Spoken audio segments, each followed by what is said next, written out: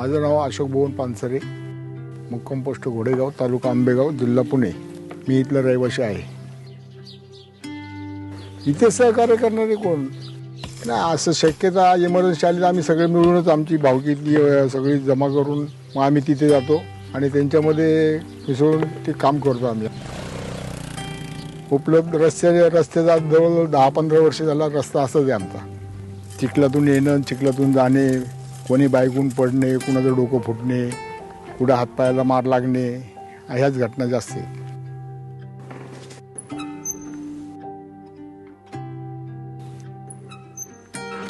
आणि खूप जण आमचे इथले त्यांना की इथे एवढं लांब येणं जाणं मुलांच्या शिक्षणाच्या दृष्टिकोनातून आणि मुलं घेऊन त्यांची कुटुंब घेऊन अक्षरशः आई वडिलांना एकटं ठेवून ते दुसरीकडे राहायला गेले.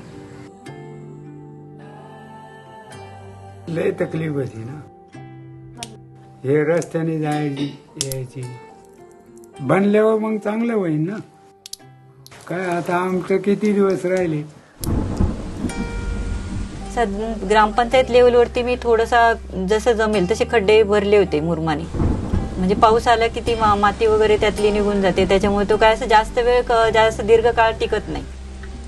मी प्रयत्न करून अक्षरशः थकले. या कोळवाडी कोटमदारा या गावाच्या बद्दल जर बोलायचं राहिलं तर रस्ता ह्या गावाला नव्हताच.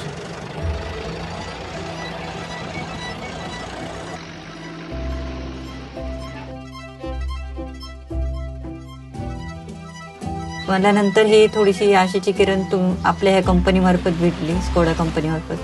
त्यामुळे मी इथे प्रयत्न केले. विशेषतः म्हणजे रेग्युलर मध्ये खडी आणि डांबराचं प्रमाण असायचं. आता त्यामध्ये आम्ही प्लास्टिक मिक्स करून रस्ता बनवणार आहे. इंडिया में रोज अराउंड 30,000 मेट्रिक टन प्लास्टिक बनता है. ओनली 30% गेट प्रोसेस्ड और बाकी का 70% प्लास्टिक वैसे ही लैंडफिल में जा रहा है. सो हम अगर वो रोड में इस्तेमाल करते हैं तो रोड अच्छे बन जाएंगे. प्लास्टिक मिक्स केल्यामुळं लाईफ वाढते.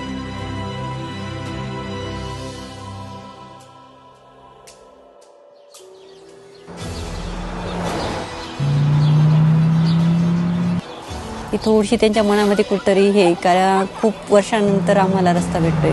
खूप वर्षानंतर आमची मागणी कुणीतरी ऐकली आणि कोणीतरी पूर्ण करण्याच्या. कमी त्रास होतो, लोक जातात येतात, कधी पण अपरात्री काही झालं तरी. म्हणजे माझं गाव सुखी तर मी आनंदी, मी समाधानी. की लोकांच्या चेहऱ्यावरचा एक आनंद